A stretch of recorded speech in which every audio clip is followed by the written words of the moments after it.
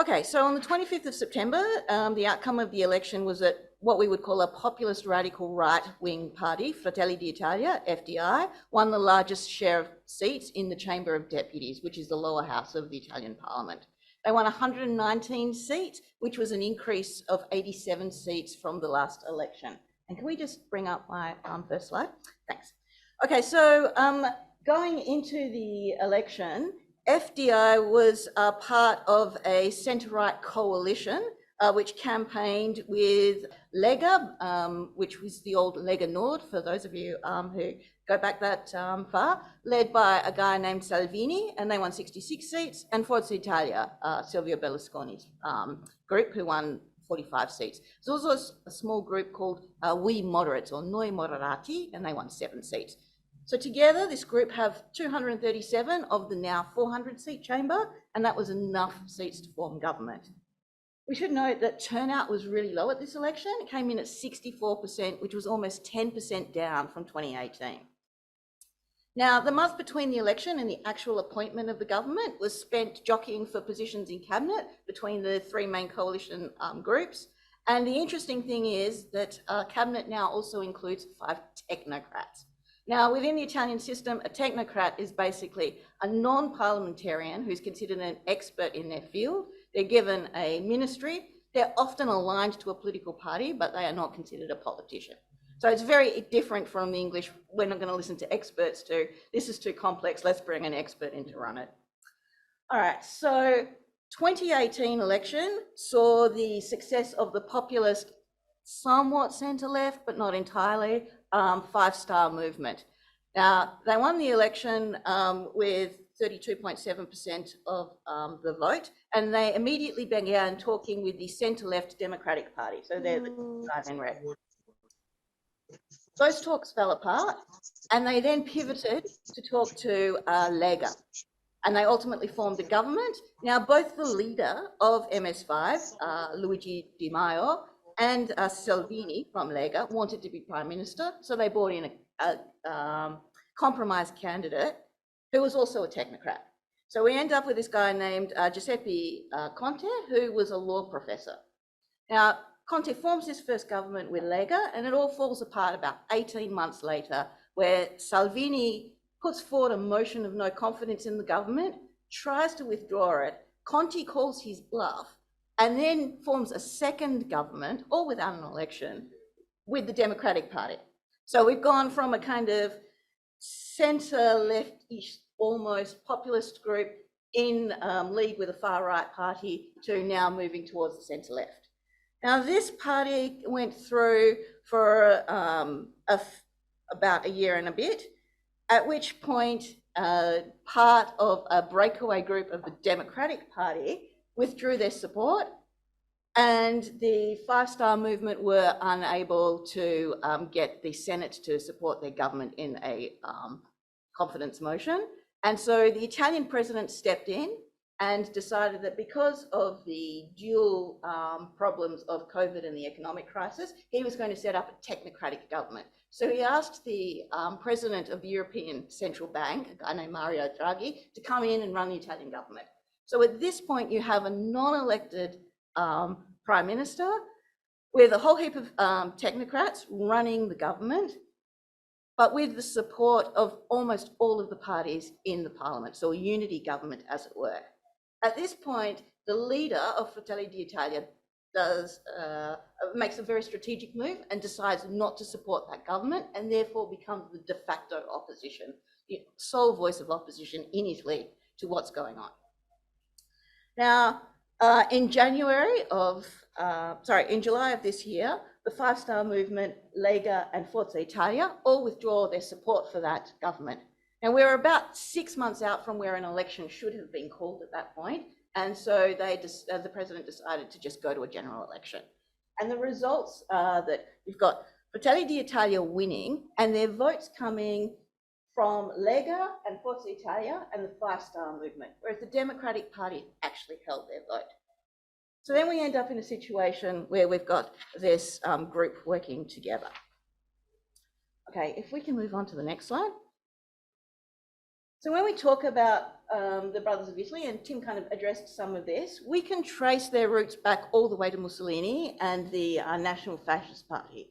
So at the end of the Second World War, we end up with a group called the Italian Social Movement, MSI. And I'm sorry, none of the acronyms make sense because the acronyms are always the Italian version of the party name rather than the English one.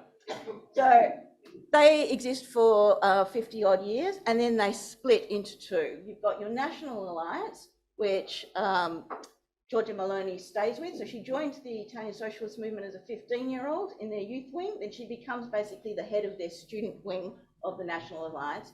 And you've got this tricolour flame who are the more extreme neo-fascists within that group. And that's the symbol that, that name of that party is the symbol that Tim was talking about within Fratelli d'Italia's logo.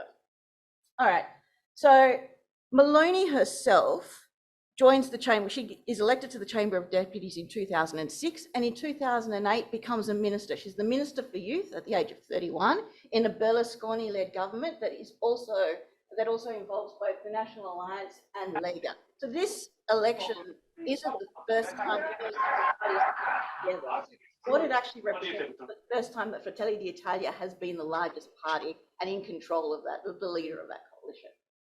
Now, the coalition was working so well that Forza d'Italia and the National Alliance, along with a small number of smaller right-leaning parties, actually form a new party in 2009, which was called the People of Freedom Party. And sorry, I can't see that. Yep. Okay. So that's operating. At some point in 2012, Fratelli d'Italia is formed. So it's a breakaway from the People of Freedom group, and Meloni is a co-founder. And in 2014, she actually becomes the president of the party. In the following year, People of Freedom disbands. Berlusconi reconstitutes Forza Italia. And then we have a group in the dotted line to the left called the New Centre-Right and the Popular Alternative. They are basically the remnants of the Christian Democrats. That's where they stand politically. So when we look at the manifesto of FDI going into this election, it's far less radical than some of the manifestos they've proffered in the past. So in terms of the economy, the probably most controversial policy they have is a flat tax rate within 5 years, starting off with all incomes of up to €100,000 being taxed at 15%. So a bit like stage 3 tax cuts. All right, they then are planning to stop an increase in the retirement age from 64 to 67, which is scheduled for January of next year. And they pretty much have to deliver on that because it's a big policy for Lega. So if they don't deliver, Salvini could split the government at that point. There's a sort of universal, we're going to keep energy prices down. FDI have had a policy of what we would call nativist policies in terms of, Italy for the Italians, social welfare should only be paid to citizens and that sort of thing. They actually made no mention of this kind of national preference in this election, so it was quite different from the 2018 stand. In terms of how they're going to fund all of this, the Five Star Movement introduced something called a citizen's wage from 2018, which is basically like poverty relief for low-income households, so they're going to be saving that money. And they're also going to introduce an amnesty for tax evaders. So rather than continuing to fight the government, you just pay a proportion of the sum you owe, which is obviously a big revenue raiser in Italy. Meloni says she wants to renegotiate the EU's post-pandemic recovery fund, which Italy's actually already a big recipient of. But at the same time, she's vowed that she's going to keep public spending low and she's going to stick within the EU deficit rules. Now, this is really important because the Italian public debt at the moment is over 2.7 trillion euro and it's around 150% of GDP. So it's a major issue for them. In terms of foreign policy, Meloni's group is actually the most pro-Ukrainian of the three. Berlusconi obviously has a personal relationship with Putin, so doesn't want to rock the boat there. She is supportive of both sanctions against Russia and the provision of arms to Russia. Her stand on the EU generally has softened over time, so there was a period of time where she wanted to actually have Italy withdraw from the Eurozone, so that's a common currency kind of thing. But she now expresses support for Italy in the EU. And Fratelli d'Italia belong to a party group within the European Parliament that is not anti-EU, it's just anti-bureaucracy and also loss of national sovereignty. So they think that the EU's gone too far and it has to be rolled back somewhat. Where they've maintained that kind of far-right populist policy tranche is in social policy. So during the campaign, Meloni refused to, well, defended really the concept of Dio, Patria, Familia. So God, country and family, like traditional, old style, even fascist kind of ideas there. She called for a naval blockage of migrant boats from North Africa. The party is against marriage equality, gay parents adopting children, surrogate motherhood and euthanasia. Now, within Italy, it was only in 2016 that they introduced civil unions, and this isn't the same as same-sex marriage. So the rights that a gay couple have aren't the same. They're not allowed to adopt, for example. Now, Meloni doesn't have a problem with this. She was confronted by a protester, and she basically said, look, you've got the civil unions, that's enough. She's come out against any sort of legislation against hate crimes against LGBTQI people. So basically in the cultural wars, she's to the right.